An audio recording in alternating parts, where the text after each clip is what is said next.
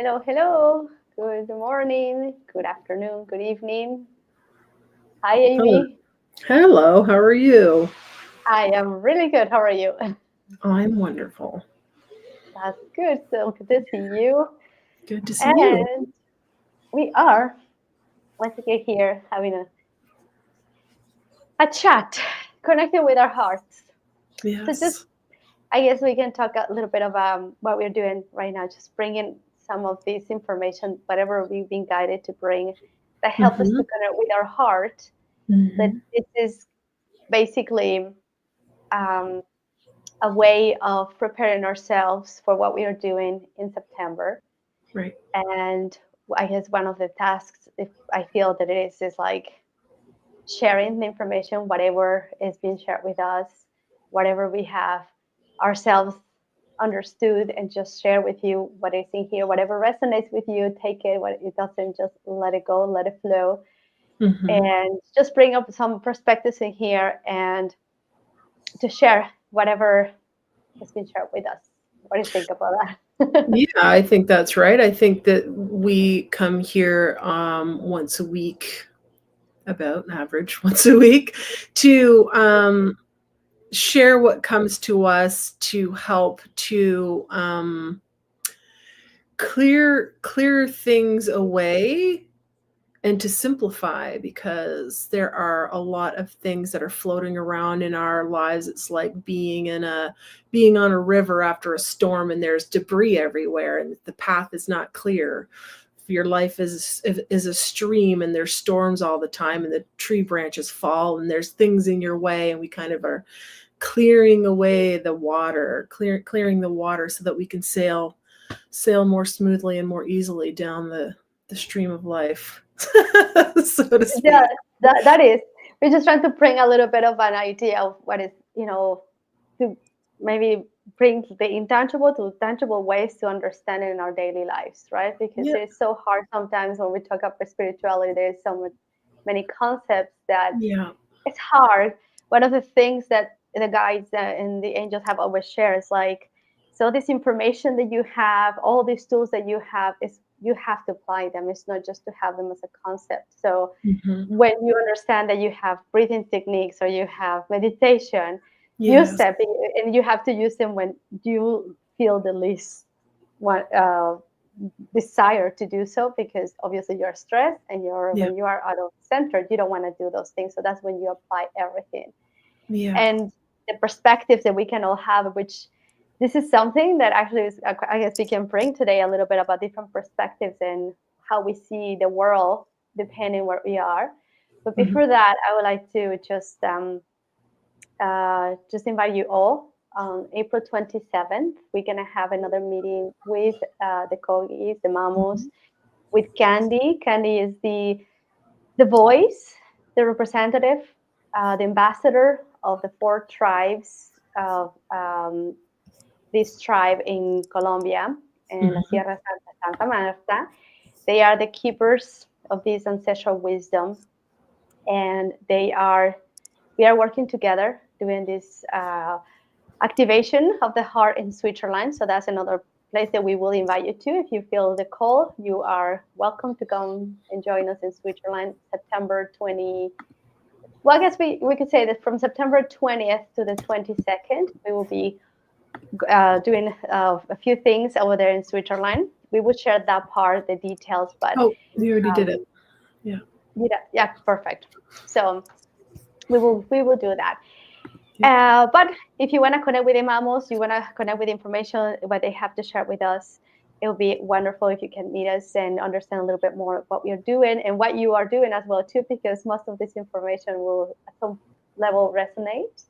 And interested to find out, about their wisdom. They are Atlanteans. They don't even they are not descendants. They are Yeah, Atlanteans. their last the last live that we had with them was really, that was a lot of fun, because they were talking about, Condi was talking about them being not descendants of Atlantis or the Atlanteans. They are Atlanteans themselves. They refer to themselves as Atlanteans outright. Yeah, just listening to him share the story. I'm looking forward to round two of asking some questions to get more fun information about that. It's a lot of fun. It's nice. Yes, it was really, really good. Yeah. So anyways, we will invite you. That will be the next meeting is April 27. There's a link right here so you can join and you can ask questions yourself. And we will also share other ways that you can be part of this and what can you get. Oh, your cat is there. And yeah, so you can have a little bit of that magic, if you will. Yeah. It's just there's no words, so it's all about experience. So we will invite you so that you can get your own experience with that. Yeah. So I guess we are right now all around the world, and we are in this time which is called the Easter, and it's celebrated in several ways. Mm-hmm. And everywhere has a tradition, everywhere has a different and unique way to see it. I would like to share something that I was talking with Amy a little bit earlier, right? Because she's in Canada. I am originally from Mexico, but I lived in Canada myself as well too. And then I moved here to Finland.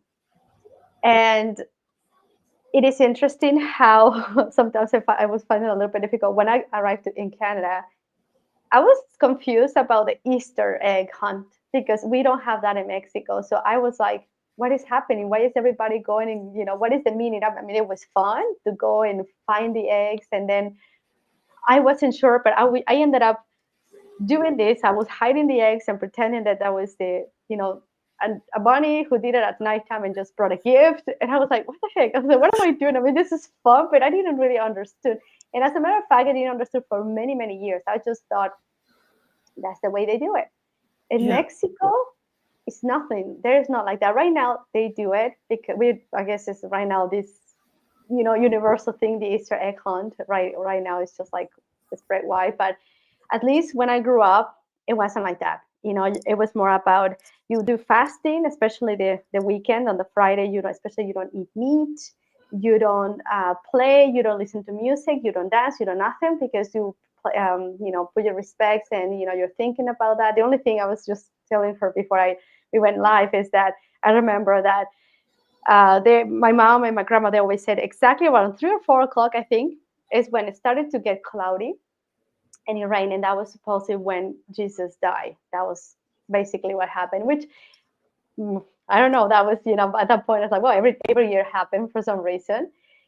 And it was interesting. So I grew up like that. I go to Canada. I had no idea what that means, but I just do it. So that's very easy for us sometimes to do things without really understanding, right? Mm-hmm. So what was your understanding before for you as a Canadian? As a Canadian, well, I grew up in a very Christian, my mother was very Christian, so we would definitely be going to church, and there was the very formal religious aspect to it. I think that's when we eat the bread and you drink the wine or the grape juice as the body of taking in the body of Christ. And it was supposed to be serious. When you're a kid, you're like, all right, like, a snack, like, why taking it so seriously? But then you have the other part of Easter, which is the Easter bunny's coming and he's going to leave you eggs to hunt down and chocolate. And that is actually feels pretty opposite to you having to fast all weekend and not even being allowed to play games. Whereas some of us are running around, playing and doped up on chocolate running around with chocolate sugar highs. That was my experience, but it was very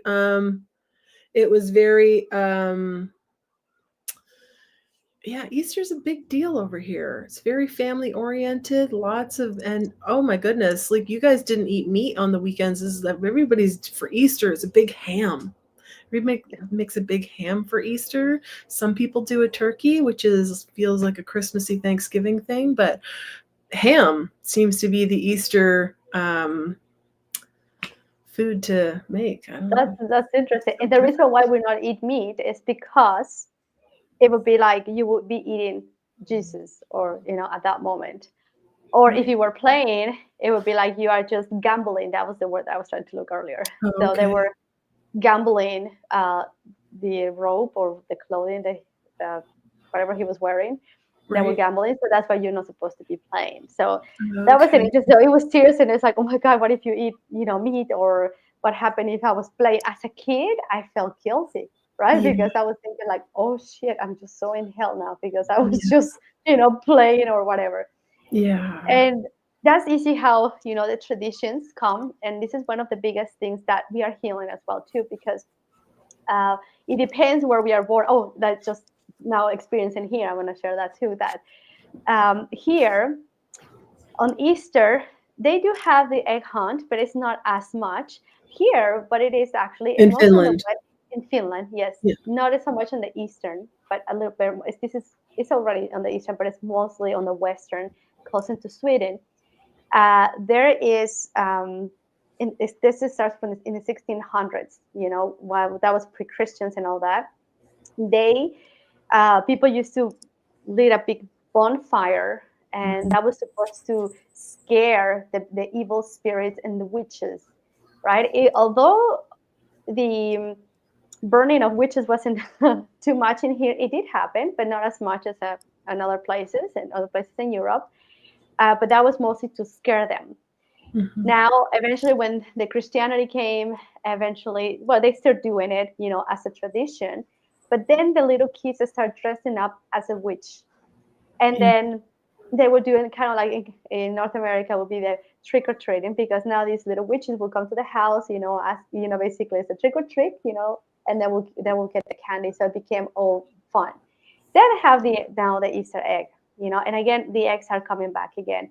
Mhm. So from that, my understanding is, okay, so what is the egg represents, right? That's what we were just kind of chatting a little bit. And Yeah. one of the questions that we were having too is, how do you explain that to your kids? Because obviously, I grew up like that, and sometimes you think this is fun, but then it's like, well, there is also a meaning with this. How do you explain that to your kid, and in a way that understanding? So the big one, for example, is when we talk about Santa Claus, and now you tell them that it's not. And I mean, for me, it was a hard one at the beginning, because it's like it's so magical, because you remember as a kid. Yeah. But then your heart gets broken when you know that wasn't like that at all, right? It's just, Yeah. hey, my son, it hit him so bad. He was like, she Aw. just lied to me. I just feel that half of my life I've been fooled. That's what he said. It's like, oh my God, Yeah. don't do that to Evalisa anymore. Aw. So it was It is hard. hard. Yeah. Yeah. Yeah. My daughter literally told me at breakfast this morning. She knows that none of it is real now. She's 7, but she told me, she's like, Mom, just so you know, I still believe in Santa Claus. I'm like, okay, that's okay. It is fun to have that magic. I'm like, I'm 43 and that's fine. We'll do the Santa Yeah. thing. That's fine, because it is a lot of fun. You can choose for yourself.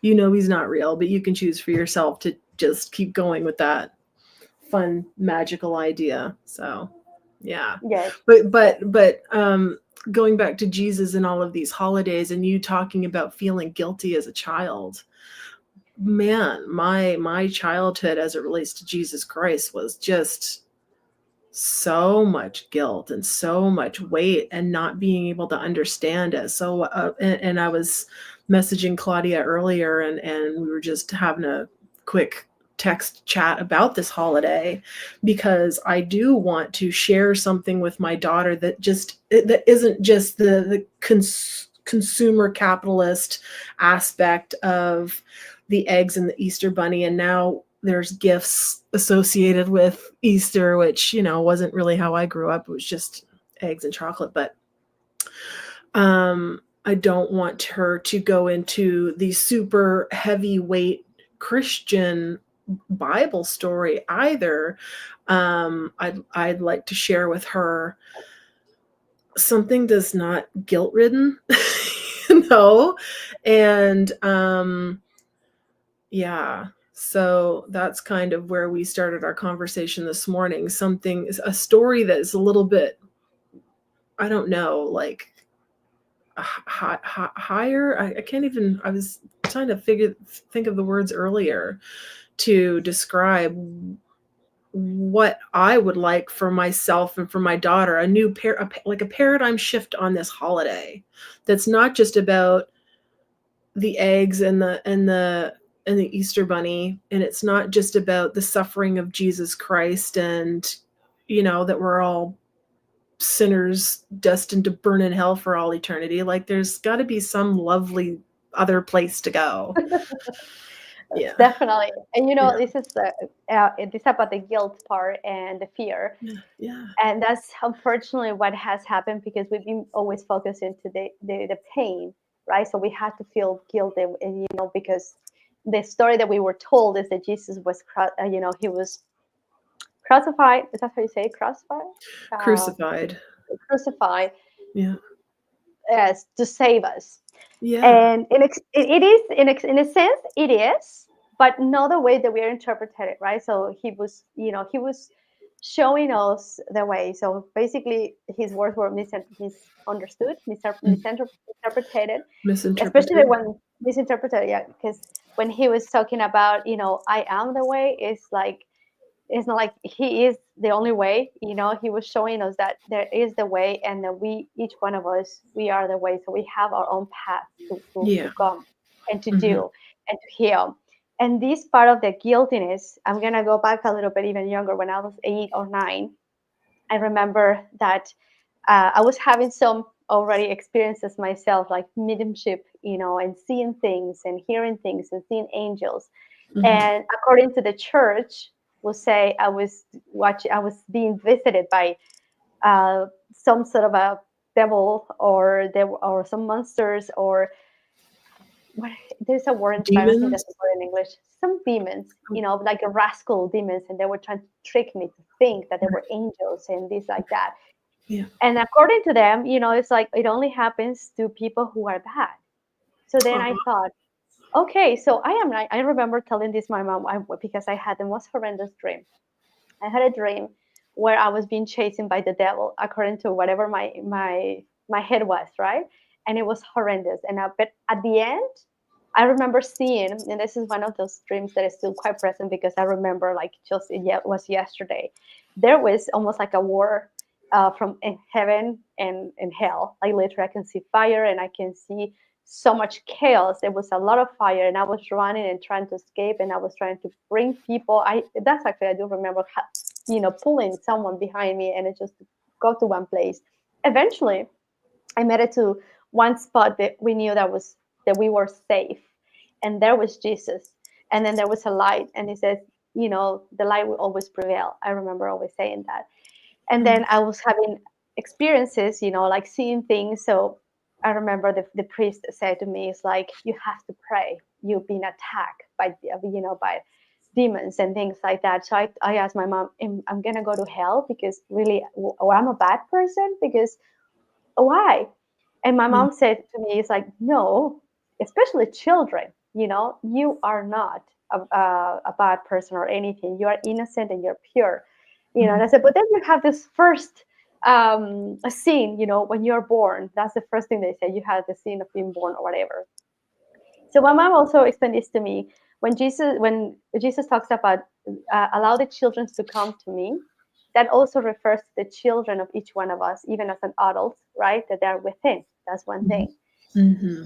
After that, I had the most beautiful dream, and that was my first encounter with Jesus when he came up. He came into my dream, and him and Mother Mary came and visited me, and that was one of the first I had in my life, 3 of them, and that was the first one. Just then, maybe a couple of years later, I had another one, and the most recent one, which I had probably about 4 months ago. And it was just, again, I was like so happy to see him again, because like, oh my God, I've been waiting for you for so long, right? Anyways, what happens with these fears that we are having, right? So we are constantly growing and doing things, thinking that we are doing wrong, that we are going to hell, like you just said. And the fear, it's just because actually not only stays on this end, because this fear, if when we transcend, we are bringing with us this load, and it makes us feel heavy, and we will be heavy on the other side. We will go with fear in a place there is no space, there is no time. So imagine this. So we know that we manifest anything that we want right now. It is already done. But because we are not 3D, it takes a little bit of time. But if you go with this awareness of, fear, thinking that, say, that the devil will be poking you, the first thing you will see on the other side will be absolutely that. Eventually, it'll get to life, right? So it does make a big impact. It don't only stays in here. It actually Yeah. comes after we go and do this. Yeah. So that's the first thing. So the fear that we all feel, about things, it's just, it depends where we are. That's why our culture, our belief system, all of that, it makes a big impact in how we see these, all of these traditions or big events in the world, right? I'm Yeah. sure Buddha also has an egg, a golden egg as well too, in his story as well too, right? Mm-hmm. Yeah. Yeah. That guilt is a big thing, especially in Christianity, with the idea that we're all born sinners. And like, you've got your little kids going to church being taught these things, that Jesus was sacrificed in such a brutal way for you and for your sins, and you were born a sinner. And for the children in their formative years, that's such a big program that is being basically installed into this little human being who doesn't really have the ability to verbalize questions necessarily. They just take the information that they're told and they internalize that, and then they build the structures of their life as they grow on these ideas that you're a sinner. There's nothing you can do to get away from that. You just have to pray and pray and pray and pray and ask for forgiveness. That was the hardest thing for me as a child, and I would cry in my bed at night by myself, like not understanding what I did and not understanding what I needed to ask for forgiveness for, but asking for it anyway and not feeling any different. That ask for forgiveness for being a sinner, and not feeling like I was, I don't know, forgiven or accepted, and feeling like Jesus was with all of the other children except for me, because I couldn't figure out what are my sins, and how do I ask for forgiveness for something that I did that I don't know that I did. So it's Exactly. like it sets that whole, but the whole, you're when you're a young child, from my experience anyway, as a young child, I didn't know how to verbalize that. I didn't know how to say that to my mom, because she was the Christian that would bring us to church, and she's the one that introduced all of those ideas to us. So to have those big heavy weights to carry as a child, and you go on your life and you grow with these things in the background, these background programs playing, and there's a sense of hopelessness to it. I don't know. That's not obviously everybody's experience, but that was certainly my experience. And as an adult, I've had to, like you say, with your inner child, sit down in meditation and close my eyes and ask Jesus to join me. And I let my inner child actually go and sit on his lap with him and say, yes, you are welcome there. You can go there. And it's just like, I don't know, it's a sense of relief. Or for anybody else who's out there who's struggling with the programming that they might have been taught as a Christian growing up, that if they had any sort of experience, any in any way related to mine, I definitely encourage you to try sitting down, if you haven't already, and letting your inner child go sit in Jesus's lap. It's very comforting. Absolutely. And Yeah. I feel that one of the things is that people also, especially people who are not religious, let's say, Mm-hmm. right, that how to even relate to all of this. I mean, they know about Jesus, but they take it so, into religion context, which he was not religious. Jesus was not religious at all. The religion came afterwards, right? But the thing is, this affects us more than we think. And one of the things that I was actually talking with my family too is like, then you realize now that even my oldest daughter was saying, it's like, wow, everybody's just it's a different thing, right? It depends where you are in the world. Are you wrong? Are you right? I think everybody is right. We all have a different perspective, and of course the culture, whatever was needed at that point.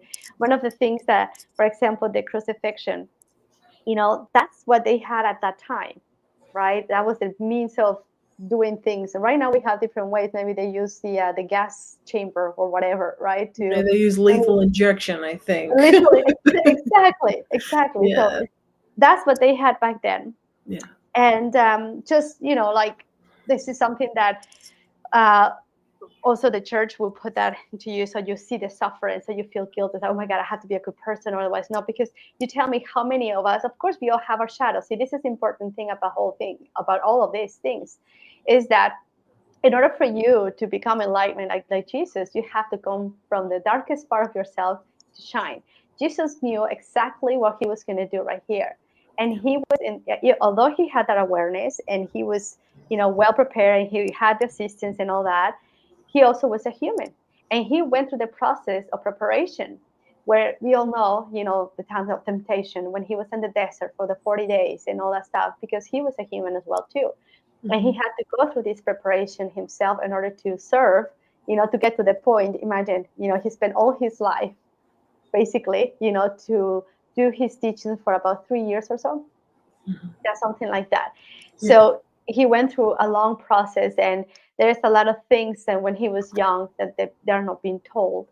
And his process and many other things that we just have one version that we were told, but there's many versions and many views of all these things.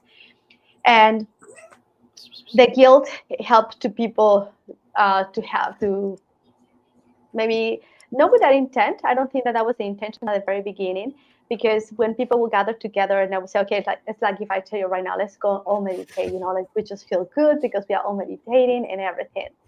But if I tell you that this is the only way that you can be closer to God, or this and that, then we are in trouble right here. Because I don't think religion is bad at all, because it's good. I don't have problems going to the church. Actually, I really enjoy going to the church myself. And right now, I understand, because people really go there with devotion. A lot of people, they really go and they're in there for gratitude. There's a lot of guilt. There's a lot of fear, of course, but there is an energy of wanting to connect with, the one infinite creator at the end of the day. Yeah. The problem, I guess, it comes when we are telling others that my way is the only way. Yes. And that's just the problem.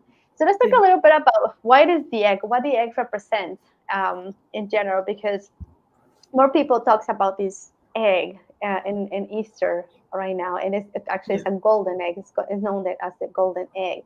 But the egg, it's like the cosmic womb, and it's in a way it's something very symbolic of it's a female energy, and the potential that exists within the egg. So that's why we have the surprise eggs, those Kinder eggs, right? For example, you have always a surprise inside, right? It's actually quite exciting when I get to see. I start putting it together. It's like, that's so exciting because it's so cool. You don't know what's gonna come inside, right? Yeah. And it is infinite possibilities that can be created into this womb. So when it's also a symbol of rebirth, that's what happens on the Easter. Also, springtime is a rebirth, because we are coming from the darkest time, from the winter, and now we are going back again into the daytime. So we are coming from the shadows, from the dark, and now we are awakening again into the light, which in other ways you can also call this resurrection, and it's a rebirth. Because most of us, especially on the north, right, this is also based a lot on the north too, we are it's like a clock, really. We are just going to sleep in the winter, and we have to go in hibernation to some extent, and we are dark, and we tend to spend more time indoors because the weather, there is not very much light, so you need to do a lot of inner work. Another way to see this too is when this rebirth happens. It's like the lotus flower, in your crown chakra, when it opens, and that lotus flower comes from where? From the deepest and the darkest ponds or mud, and it just comes, and it just opens, and this is just a beautiful flower. So we go through this rebirth, which is also resurrection as well too. It's just a way to see it as well too. And it's again a new beginning. So it is a rebirth. And Easter is when you get to see again the plants to come out. So it's just a moment of birth. Do I Yeah, understand?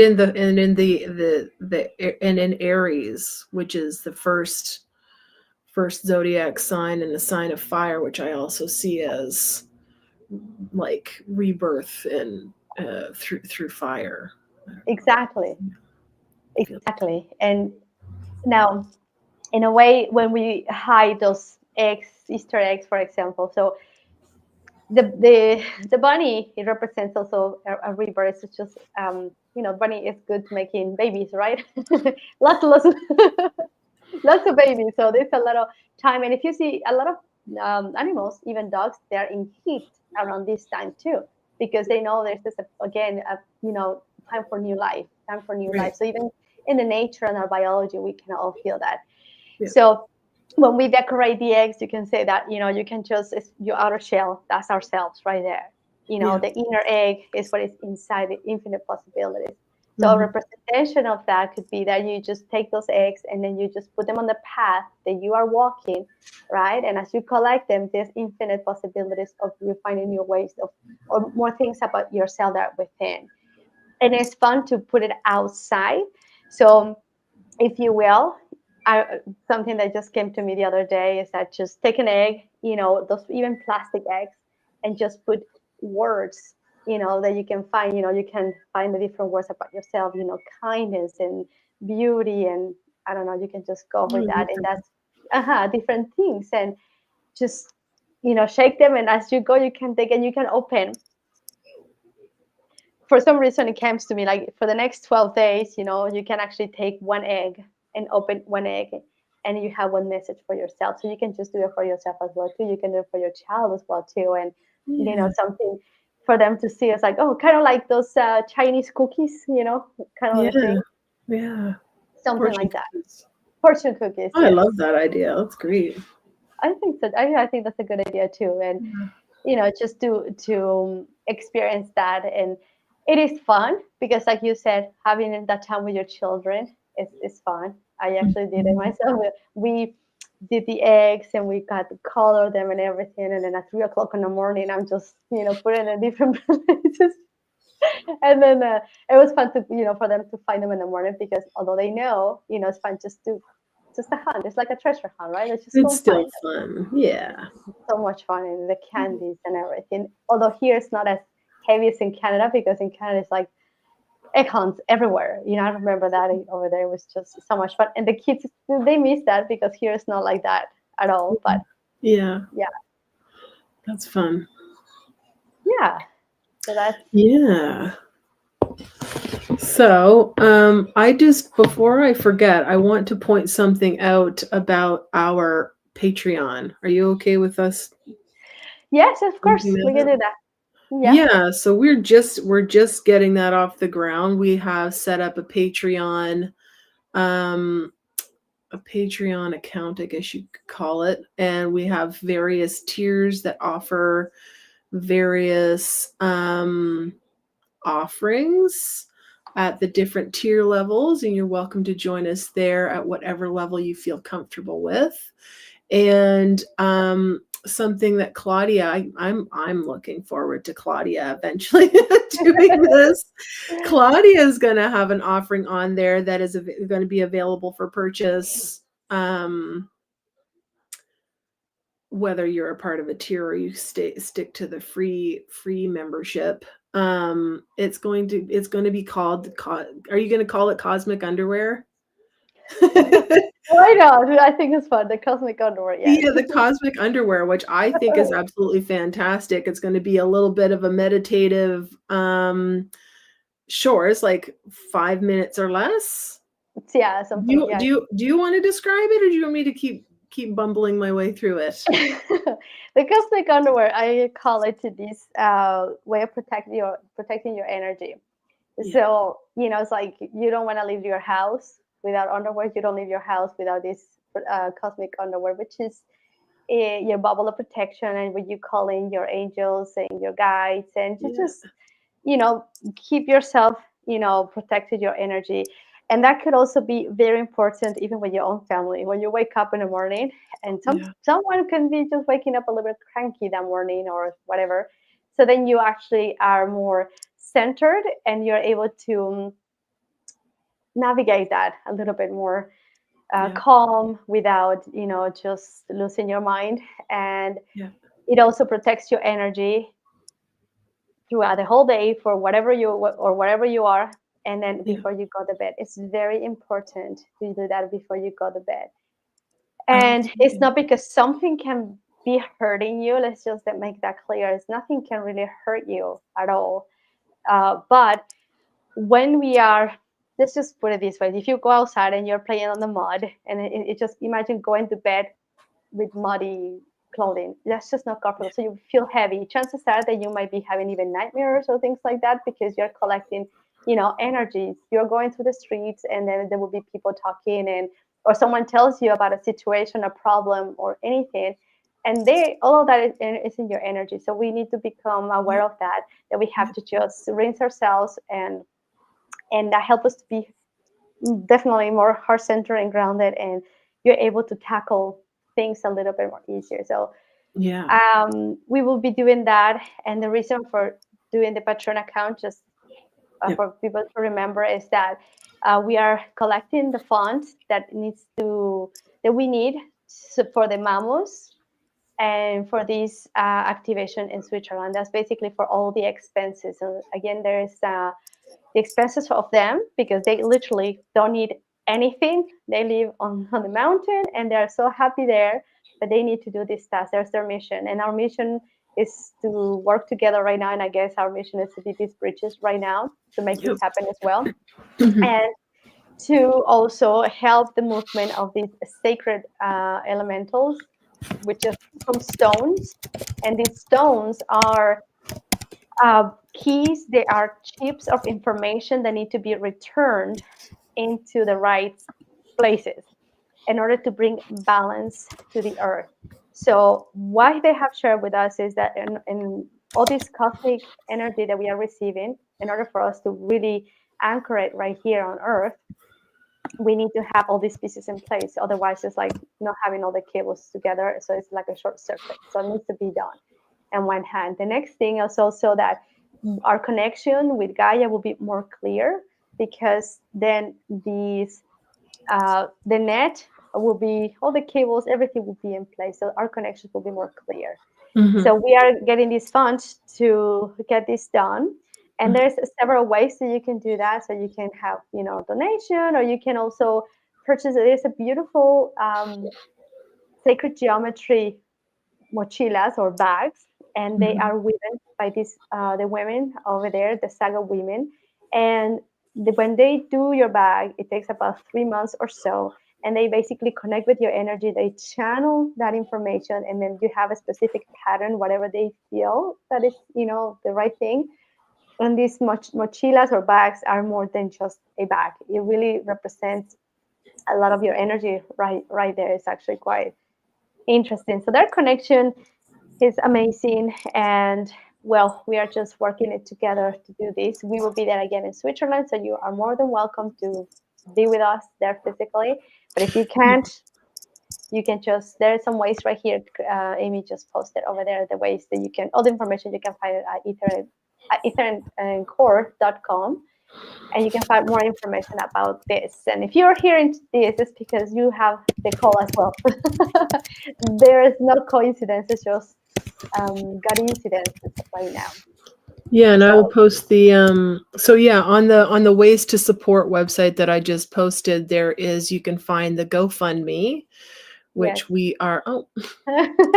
You can find the GoFundMe fundraiser on there. You can find our Patreon page on there, and you can also find the shop where you can go and take a look at some of the mochila bags that the women of the Arawaku tribe have created just as examples of the work that they do. They're quite beautiful, and they weave every single stitch by hand. It's quite amazing that they make them.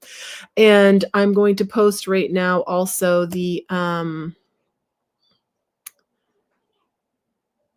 Switzerland page that we have put up, if you are interested in learning more about that when the time comes and we have more information to share. That's like a a mailing list that you can be added to, so that when we have more details about Switzerland actually physically going there, as well as what options we will have available for people to join us remotely, just sign up for that. And when we have that information to share, we'll send out an email for all those who are interested in staying connected in that way. Yes, thank you. Yeah. So yeah, this is well, basically all these conversations and these connections are based on that. Just to share with you the energy of what is happening, and the call for Switzerland is to be connected with our hearts, and that happens every day in every task that we do. And the things that we have experienced ourselves right now is with each one of those meetings that we have had. It's unique. Each one of us receive from the same words something different, because this is what we need to hear, that's what we need to understand. Yeah. And it is magical, like really it is magical. And besides that, just to remind you that if you are here listening to this, it's because there is a call to you to some extent. And it's actually crazy because there is no coincidences, like really there is not. And No. one thing to know is that, to remind you all that we are all here on the mission. We all have a specific mission, and we all have several things. We came here to do many things, not only this planetary task. We also came here to learn how to be a mom, how to be a dad, how to be a friend, and do all of those things. And I'd like to share something that, first of all, the guys were sharing for us right now to work, and something is our communication. How are you communicating? That's one of the tasks that we are working us as a team right now, because in order for us to do this, they have to calibrate us as well too. So we have to be really in harmony. So how do you communicate? When you're communicating, are you communicating from your heart or from your mind? Are you saying things because you feel triggered, or you are bringing things that really feels in alignment with who you are, even though they might not seem that people will accept? Because if you want to say no to something, and you feel like you can't say that because people might get upset, you're not honoring yourself. So you just need to be responsible with the words that you're using, and say, you know what, hey, this is not what I need, or not what I want. I don't resonate with this. And I'm being honest with you, and that's it. And then the other person, or us as a receivers too, we have to see that how I am receiving this, and what I am getting from this, and what is moving me. Because let's focus more into the message and not to the messenger. Let's remember that we all have a role in here, and sometimes we have to be the villains, sometimes we have to be the heroes, and we have heroes and villains in our lives, and we all have a purpose. And one thing that was coming strong last week for us is to honor ourselves, and to understand that we have to put healthy boundaries with people. And sometimes it's very hard to do that, maybe with family, especially with close, or even friends, or mom or dad. And because we feel that we feel obligated, but it's not. At a soul level, we all want the best for each one of us. All I want, even if you see your enemy wants the best thing for you at a soul level, but here is playing a role. So here you have to understand, it's okay, if you understand that, that what is unconditional love, that a soul level is a different thing. You are here experiencing this, and you need to learn. Maybe your task is here to learn how to put a healthy boundary. Maybe it's with mom, maybe it's with dad, and that's it. That's part of your experience. And one of the things that will remind me is that, do not forget that you have to enjoy your physical life too. Because that's why you are here. Often when we are talking about spirituality, we tend to check out. We tend to go, it's like, oh, I'm just gonna go there. It's so much easier to be there. It's so much easier to be there. And then what reminding me is like, enjoy it. Like the sunset, those things, like if you have, I don't know, your favorite toy, or your favorite car, or your favorite chocolate, and stuff, really truly enjoy them, because that's why we are here too. Sometimes it is a misunderstanding that we cannot focus into material stuff because it's a bad thing. No. You have to also connect with the material parts, obviously in balance, right? but Imbalance. Yeah. imbalance. But it's like, what is it that you? One of the things that were asking me the other day is like, what is it that you enjoy the most here on Earth? What is the material thing? Is it your house? Is it your car? Is it your couch? And it's okay. It is good to realize that this is so important, as well as like maybe if you want to talk to your angels and your guides, there Yeah. is not one more. They actually equally important. And you are here as a human, and you have chosen to be here. So let's enjoy this trip, because it's actually a holiday, if you will. It sometimes might not appear maybe like a horror movie, if you will, but Yeah. this trip is actually, the way that they put it to me is like, imagine that you are going to a different country and a holiday, right? Sometimes you Yeah. have difficulties, and sometimes you find it quite hard, and maybe you had a bad experience here and there. But what happens when you return home? You feel like, oh my God, I went through all of that, but that was cool. I'm happy I figured it out. I wish I had done this or that. It's the same thing for us in our experience right here on Earth. So Yeah. enjoy it, and it's okay sometimes to have the downs, because when we go down, that's what it helps us to gain the momentum and the energy that we need to come up. And again, it's when we come from the darkness, is how can we see the light. And right now, where we are at this moment, perhaps many of you are feeling the need to become a little bit lighter. Like maybe you want to cleanse yourself. Maybe you don't feel that hungry.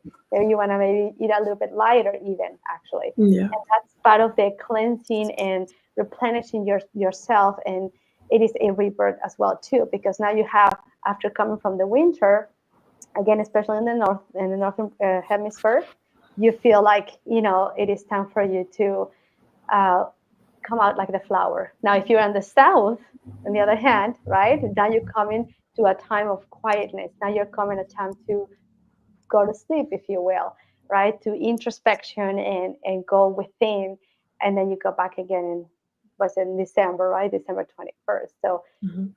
these are the cycles that we have been disconnected, because right now we are also following a different calendar. If we are the Gregorian calendar, that's not the right one.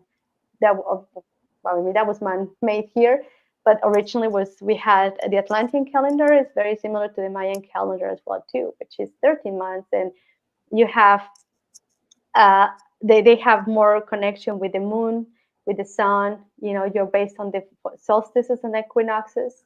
And again, if you're on the other hand talking about the cross of Jesus, which symbolizes north, south, east, and west, and symbolizes also the elements as well too, the water, fire, air, and air, and all of that. So that's all the symbols that we see in there, right? Mm-hmm. Mm-hmm. Yeah. Speaking of enjoying life, we get this term called guilty pleasures, which is just Yeah, more of a focus on guilt yet again. Like it's okay to be a human. It's okay to have these things that you really enjoy. Obviously, everything needs to be in balance, but like if you want to go down to the beach today instead of cleaning your stove, you just go enjoy yourself. Make sure you have some balance, but yeah, it's spur of the moment, and not everything has to be planned. And follow your heart, and find those sparks of joy, and follow through on them for your own life. For my husband's passed away, and he reminded me not too long ago that life on Earth flies by a lot faster than you think it does. It's over before you know it, like the blink of an eye. And for some reason, when I think of life on Earth, I think I know why I feel this way. Maybe not everybody will resonate with this, but I feel like for anyone who's watched the Harry Potter movies, when the characters look into the pensive bowl, and they have the memory, they pour the memory in, and they put their face into the bowl. That's what life on Earth feels like for me. I really resonate with that imagery, that you're just putting your face in there temporarily. You're going to pull your face back out, and it's all going to have been not a dream necessarily, but kind of like a dream. You're experience this thing, and it goes by really fast. Make sure that you're here enjoying things, and not allowing yourself to be laden with guilt for everything. And what were you talking about earlier? I lost that train of thought. You were talking about something earlier. Enjoying life and not letting things pass you by. Just everybody kind of like keeping their head down, thinking that I just got to keep working. I got to keep my head down. I can't be indulgent in life. I need to keep working and doing the right thing, particularly for these various religions that think that you have to, just work and work and work and pray and wait for joy comes in the afterlife. Once you've been forgiven and accepted by God through the pearly gates, then you get to enjoy. Now is not the time for enjoyment, which is actually like, oh, it was your message you were talking about how we communicate and how we allow people to communicate with us. And we want to communicate through the heart. You can have whatever religious, spiritual, or atheistic beliefs you want to have, whatever resonates for you, but still going through your heart and viewing life through the heart space instead of through the mind, which is guilt and it's I should do this or I shouldn't do that and I don't deserve, or whatever other messages that could be rolling around in there based on poor programming or programming that we need to become aware of and see ourselves through to the other side of. Like maybe that's something that we wanted to come down here and learn. But again, back to communicating through the heart, which was a message that you received from Thoth.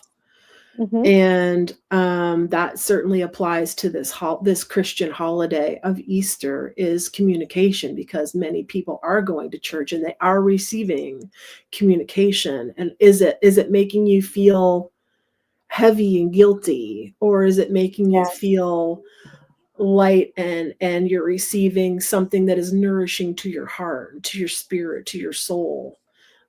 So accepting the pieces that make you feel that feel like a heart-based message. And if you are ready for that, to just decline the ones that just fill your mind with guilt.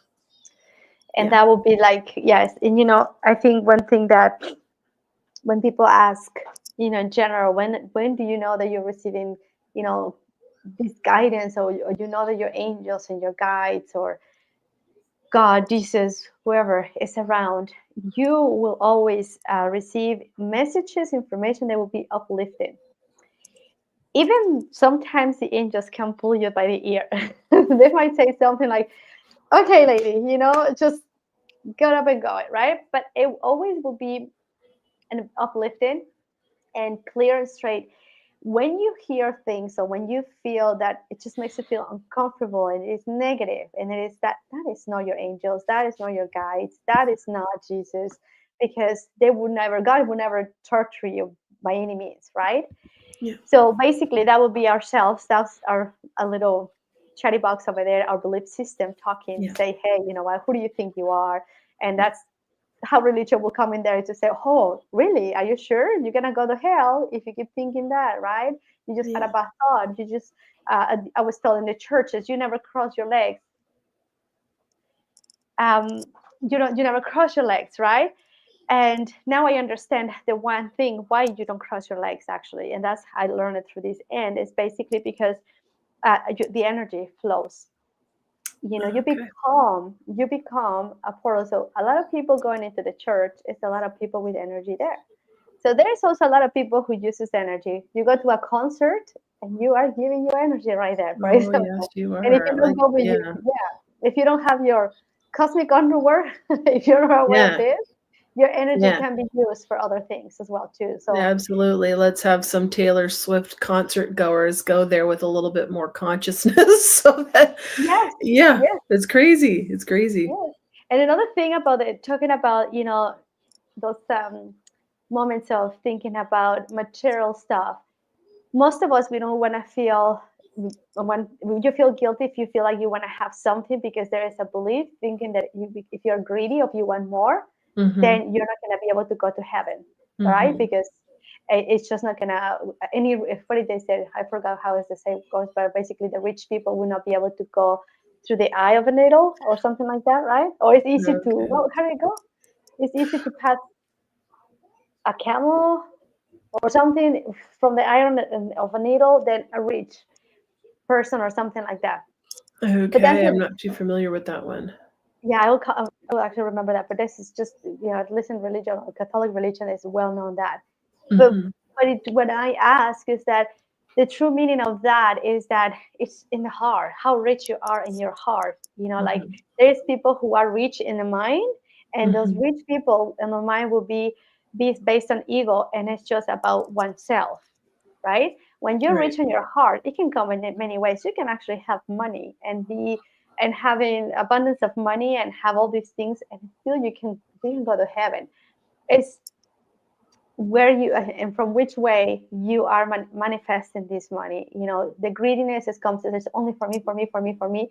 But when you understand that in the universe everything is just a constant giving and receiving, it's a constant flow of movement, right? Mhm. Mhm. Eventually, when you are trying to, you see it that often, it might take thousands of years, as we see it right now. We might talking hundreds of years or a lifetime, whatever. But if you're trying to accumulate just to keep it for yourself without Yeah. sharing, just to Yeah. say it that way, eventually all those things will collapse. You will lose it all, right? Right. But Because anything, being rich in the heart does not mean you can't be rich in your bank account as well. exactly, Right. you can It's have not, they're money. not It's just mutually exclusive. You don't have to pick one. no, you don't. It's just Yeah. that it all depends when you are manifesting, right? You're Mhm. manifesting from your heart, and you're really doing it because if you do your passion, you say you will be doing things in coherence. Mhm. And here's the two coherence that do exist, because the people has asked, well, how are these bad people, okay, what we consider bad people, they do all these crazy things. They always work for them because they are coherent. They think, they believe, and they do things in the same way. The only difference is because they are in their minds and they are just based on self, only oneself. They don't Yeah. care about anybody else, right? Yeah. But when you are a coherent person and you're in your heart, whatever you manifest, it will be in unity and it will be last longing because it will be with coherence. And then you will be surprised many times because people will just do their passion and all of a sudden just becomes successful in many ways. Then you realize that the money perhaps is not exactly everything, but the success is that you feel fulfillment. You feel fulfilled because you're doing everything that you want. You're maybe doing paintings, and perhaps your painting was shown to people, and that was just it. And Mhm. maybe if it's relevant for you this life, it'll come to you. It's just that we have an understanding about money in a different way, and we Yeah. have to feel that. And Mhm. that's basically it. But you should enjoy your physical life without feeling guilty. Of course, what I tell my children when we talk about sin, what is a sin?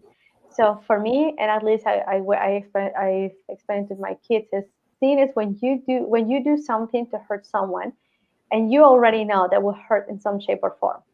So if you know that if what you're gonna say will hurt someone, or if you do something that I don't know, you steal, obviously it's not a good thing, right? Because it will affect someone else. Anything that you do that you already know consciously that it will hurt someone, that is Mhm. considered perhaps a sin, right? Mhm. Mhm. And you can give it all the names that you want, stealing, killing, everything, anything that it comes into affect someone else, and you do it with that's why when the guys were saying how you communicate, but not only verbally too, but it's also in your actions. Yeah. Is it coming from your heart or from where? Because you can say mean words and they can hurt so much worse Yeah. than someone hitting you or punching you in the Yeah. face or something like Those that. words last a long time. Yes, Yeah. yes, they are. So before actually we close these, I would like to just now that we were talking about these balancing things, especially right now, talking about this greediness and everything, understanding that we're working with the Atlantean energy right now, right? And we are working a lot with the Mamos, and they are Atlanteans. And one of the things that we know how they work, or at least when Atlanteans were in their best times, that was about 19,000 years ago, not 13,000, because 13,000 is when they collapsed. But 19,000 approximately, 19 to 20,000 years ago, they all work in harmony. Each one of them, they were rich in what they had. So they work always in the elements, based on the elements. So they have the four elements, which is water, fire, earth, and air, and then they have ether. And ether would be basically Arcturians, and it would be the cosmic connection, if you will. They just put it that way, but it was based with Arcturians or even Thoth as well on that time in Egypt, even before Egypt. Anyways, so the way that they used to do things is that each element, let's just call it that each one of them, there will be family. So the family of the water, they also will have the three aspects that will be divided. They will be divided into physical, mental, and spiritual. You can go moon, sun, and I'm forgetting this one. It will come to me. But it's divided into the three. But basically, it's physical, mental, and spiritual, the three levels. All right. And so each one of them, so that would be the 12. So that would be 12 families in general, which is also based on the 12 constellations. So they will be in balance. So each one of them will have enough knowledge and wisdom in their habits. So let's just say, let's talk about a seed. Let's say the element water knew how to care of the seed, how to, let's just say, sow it. And then there will become the element air, earth, they will harvest, or they will do the nourishment. They will have a specific knowledge in how to make it grow. And then you have the element water that would know actually government in the Atlanteans means sale. So there will be the people who would take everything and do the sale and exchange and all that. That's why they were always based on water, or very close to the water channels and everything, rivers and oceans and stuff like that. So each one of them, each one of the elements have something important. So they needed each one of them. Nobody was more important. Each one of them had a task to do. And that's how they were. There was no hierarchy. There was nobody more important than other. Right. That's something that we have forgotten, because now ourselves, we can have the seed, I can have the water, I can have the land, and I can have the knowledge. And I said, this is all mine, so I have it. So, okay, you want some of this? Come and get it. So that's what is got out of control. Now we have to learn, and now this is the era of Aquarius, which we are intended to work all together, right? So work in a net, and the Aquarius is all about, togetherness and work in collective, right? And understanding that we are all individuals. Each one of us, we have something important to bring, but I'm not more important than you, and you're not more important than anybody else. So each one of us, we have something to bring, and it's unique. And now thinking that someone is more important, or taking your idea that, you don't know anything, so I will know, I'll do it for you. That's when we give our power away. Right. So we have to understand that each one of us, we have something important, we are unique, but we need to learn how to work everyone together in collective ways. And that's our biggest task, because right now, for the past 13,000 years or so, we've been doing this in a way that's why we feel that, we don't want to be greedy, because we don't want to be a bad person, because it's all about me, right? Right. So, and that's how also the Kogis, the Kogi is one of those tribes, right, in Santa Marta. And there's the Aruacos, and then there's the, I forgot how do you pronounce the other one? Viva.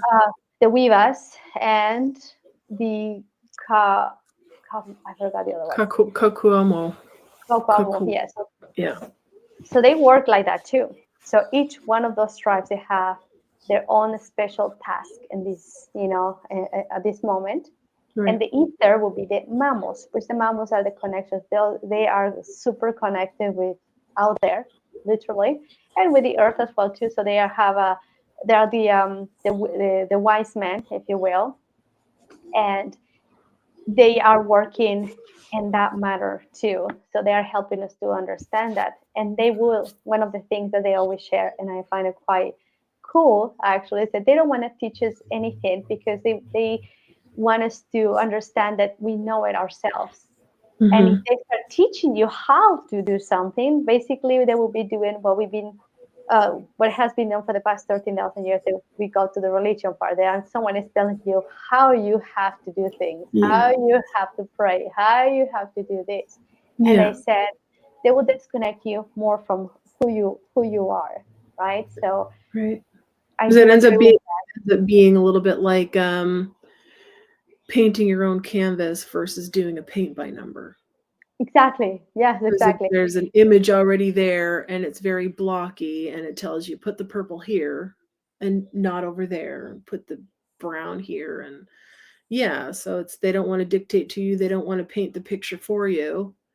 And No, this is all about that whole adage of know thyself, right? That self exactly. exploration and going inward to learn who you are. And you can ask others for help with self exploration, but they're not telling you. Um, Exactly.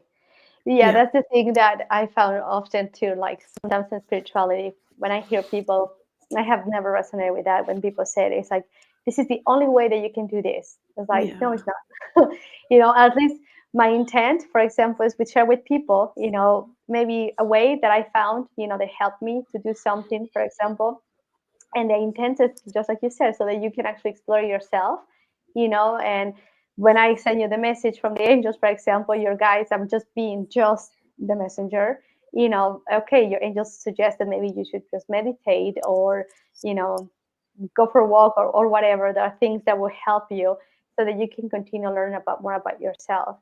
But if hmm, someone comes and tells you, if you do this and this, like a long time ago, I remember this lady came to me and he said, okay, I went to see this person and they opened my third eye, but I don't see anything. It's like, it's just not working. I want my money back. And I said, no, it's not like that. I mean, that will help you, absolutely.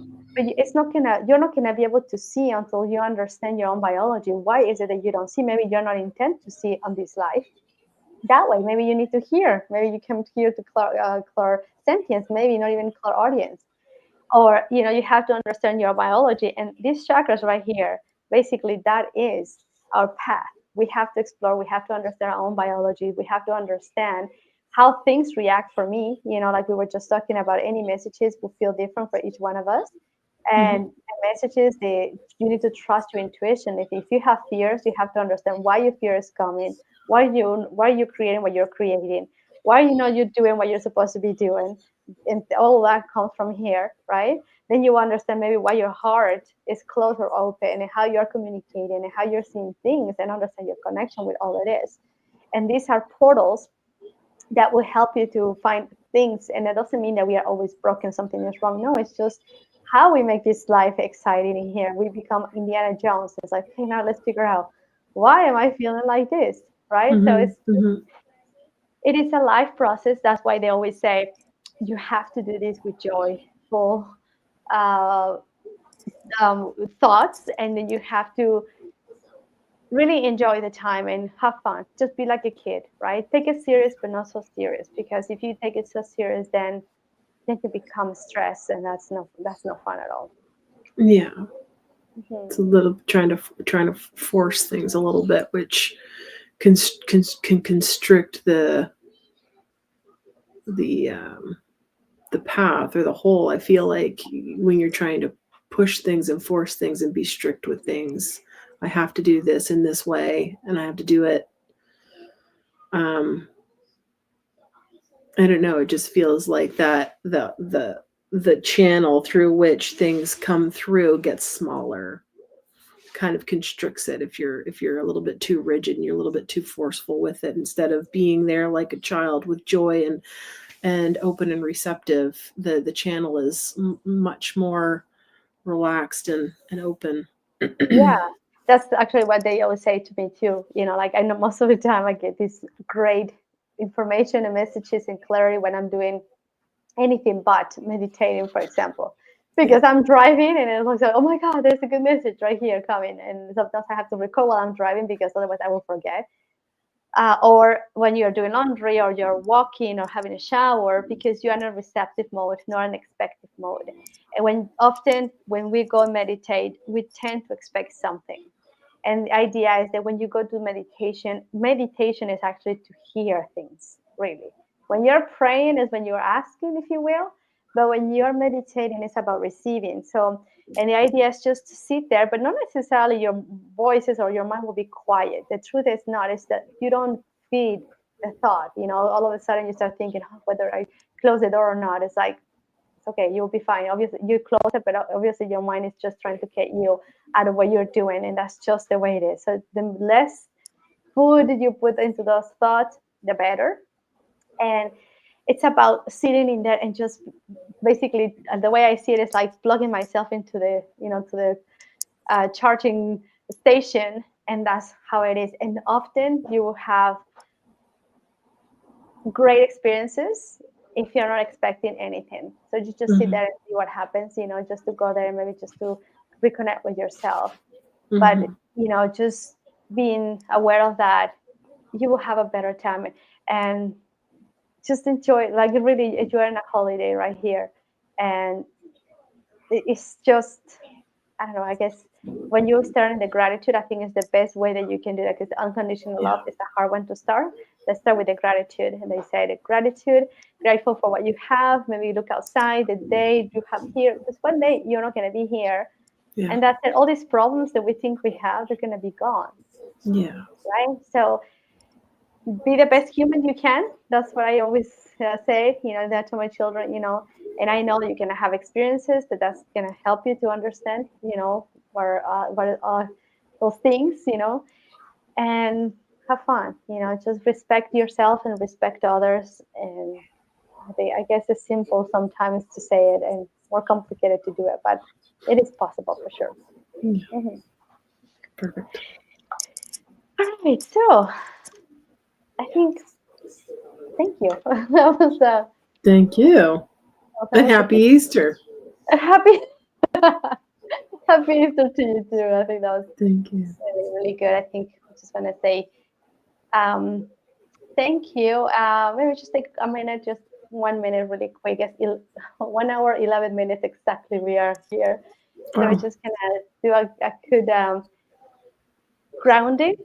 Sure. Just to kind of, it's a lot of information. Perhaps there's people that has never heard any of this, but just to kind of integrate this information, we're just going to open your heart. That's basically what the I guess the angels or our task for this year is also to learn how to really hear with our heart, listen with our heart, and not so much with our eyes, right? Okay. All right, so let's just take a deep breath.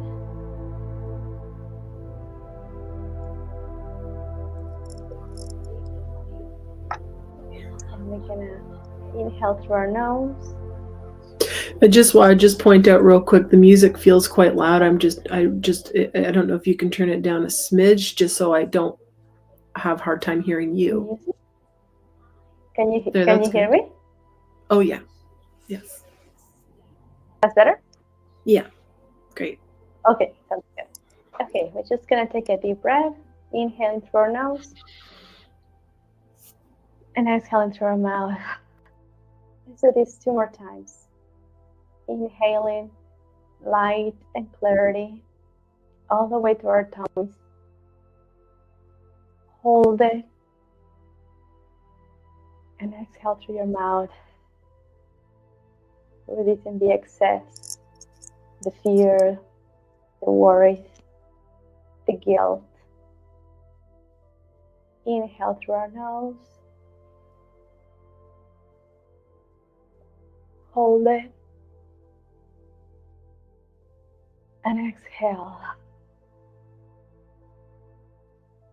And now just bring your awareness to your breathing only through your nose. Inhaling and exhaling through your nose. And bring your awareness to your heart. Open your heart. Feel your heart beating.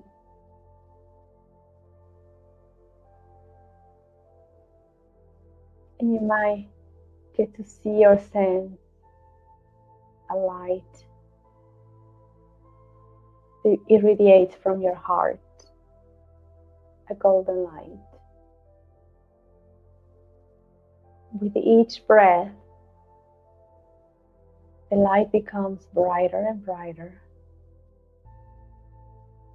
And with each exhale, the light spreads throughout your body, reaching each cell, molecule, and atom. And I become aware of my body, seeing this light going through my head, my nose, my ears, my eyes, my mouth, my neck, my chest, my back, my arms, my shoulders, my elbows, my wrists, my lower back, my stomach, my hips, my legs, my feet. And I see myself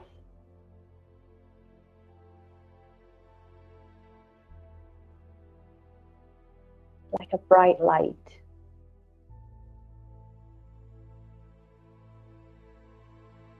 And in this light comes the knowledge and wisdom that I must need at this moment. With this light, I also remember who am I and what is it that I came here to do. And I can feel and sense my body getting tingly with all this light and energy.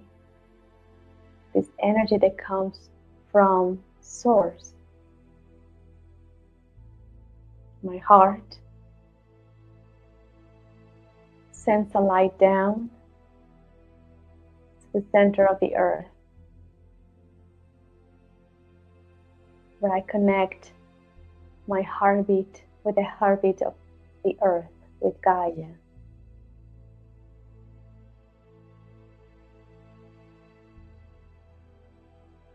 And I can hear or sense the heartbeat of Gaia and mine beating like one.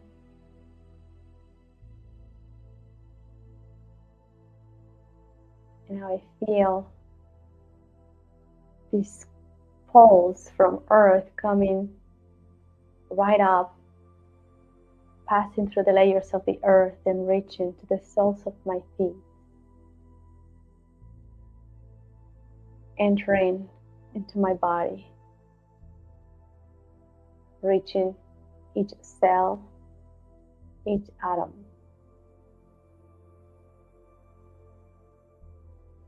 Passing through my heart and heading up to the crown of my head, going out of this planet, the solar system, this galaxy, and reaching to the center of the universe, connecting with the heart of the one infinite creator. And I can feel my heart and the heart of the one infinite creator beating like one. The same tempo. 3 hearts beating like one.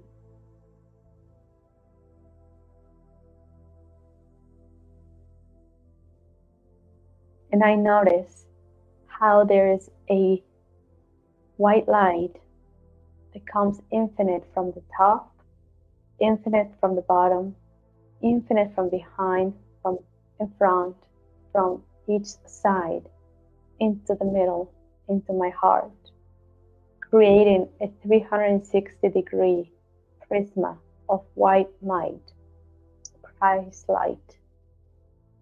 And I see myself in it.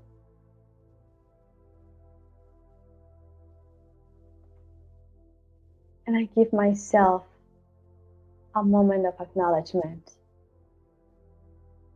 I thank myself for being here, for having the opportunity to connect with myself and with the one infinite creator, to understand, feel my connection with all that is. And I thank the assistance of my angels and guides for their guidance, their support. I thank Gaia for hosting me and this planet, for the water, for the food, for the trees, for the plants, for the medicine, for the knowledge and wisdom shared with me.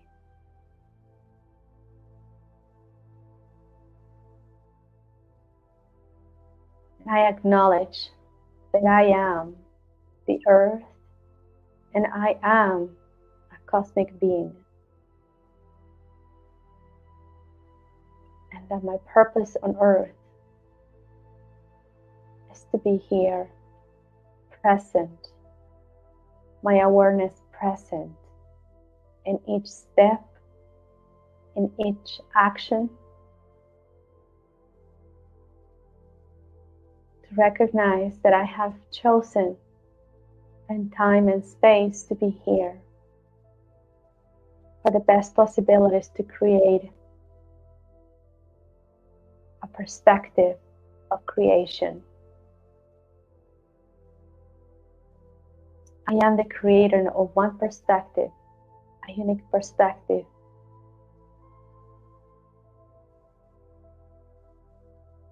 Of experiences that I, the creator, wants to explore. Understanding the value of the things that I do, I say, I experience. That each moment of my life is full and rich of experiences by emotions. Emotions are the ones that give the soul the purpose here. It's like massage to the soul, the energy, the fuel to move through space and time on a 3D reality.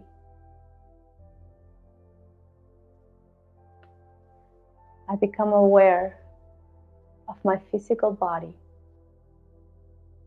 sitting or standing in the place that I am, in the room, in the chair.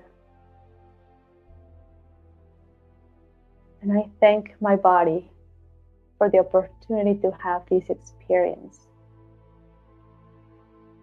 I recognize my body as the vehicle for me to be able to have a human experience. And that the vehicle and I, we are one. We are not separate.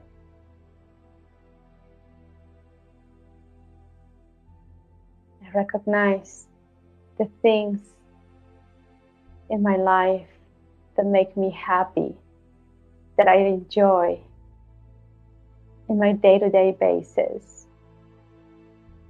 I become aware of the foods that I like. What is my favorite food? What does it taste like? How does that make me feel? What makes me remember when I eat that specific food?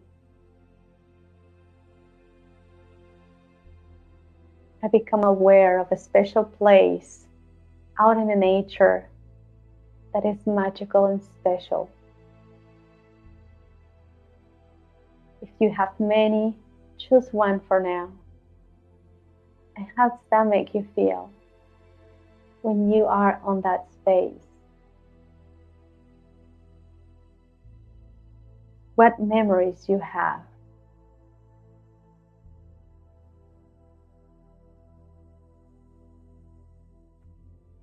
What is your favorite part of your house? How do you feel when you are on that space?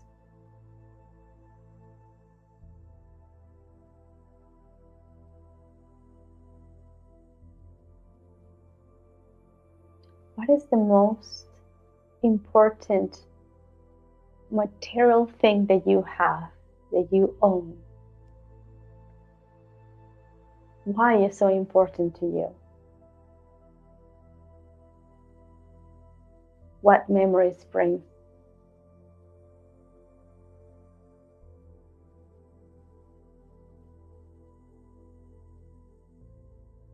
And now I would like you to think about a place that you would like to go and visit. Whether it's in the same country, city, town, or outside of this country, or even planet. Do you wish to visit physically?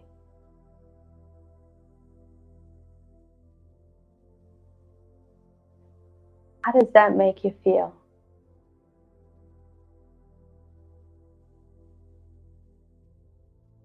Who is around you?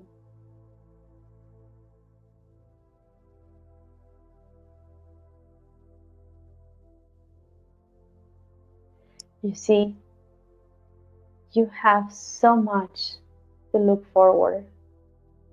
You have many memories, many experiences that enrich your life, your purpose, your path, and your soul. None of the things that you have done are meaningless.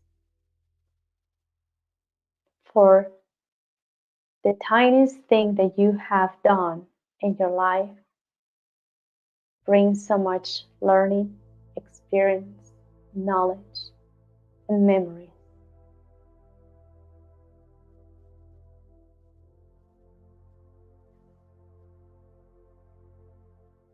Bring your awareness once again to your physical body and sense and feel, how does your body sitting? Can you notice if it's straight? Or perhaps there's a pain in your body? Do you sense or feel tension? Relax your shoulders. Relax your jaw. Relax your eyes. Relax your scalp. Relax your hips. Relax your knees. Relax your ankles. Relax your neck.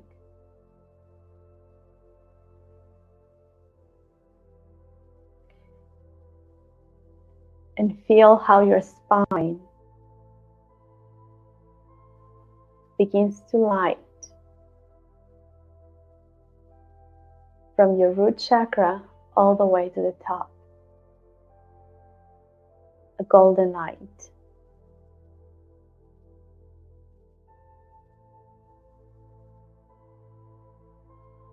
Passing for each vertebrae, this light nourishes each one of your discs, each one of your vertebrae, cleansing, replenishing, and activating.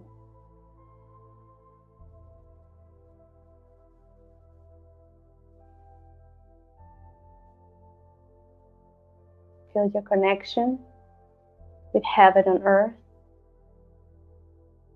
And see yourself surrounded by a beautiful golden light.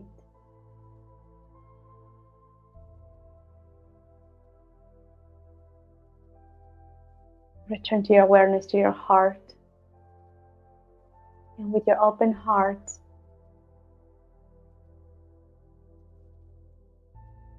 continue your day, your night, walking from this center.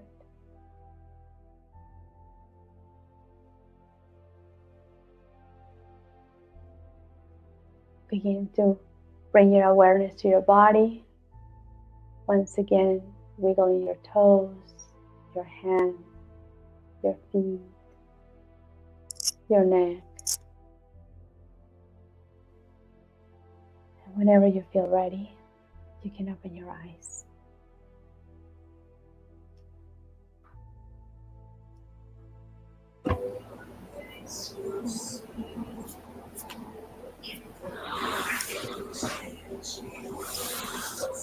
All right. Lovely. Well, thank you. Thank you. Well, thank you. And we'll see you here once again next week. We will make sure that we'll let you know in time too. But just that we are going to be doing once a week a meeting, Yes. unless we are with the Mamos, which is April 27th, that they will be on that meeting. And so thank you so much for your the Spanish was coming to me right now. Gracias por acompañar. Thank you for your company. Thank you That's for right. the energy, and we'll see you next week. Bye, everybody. Bye-bye.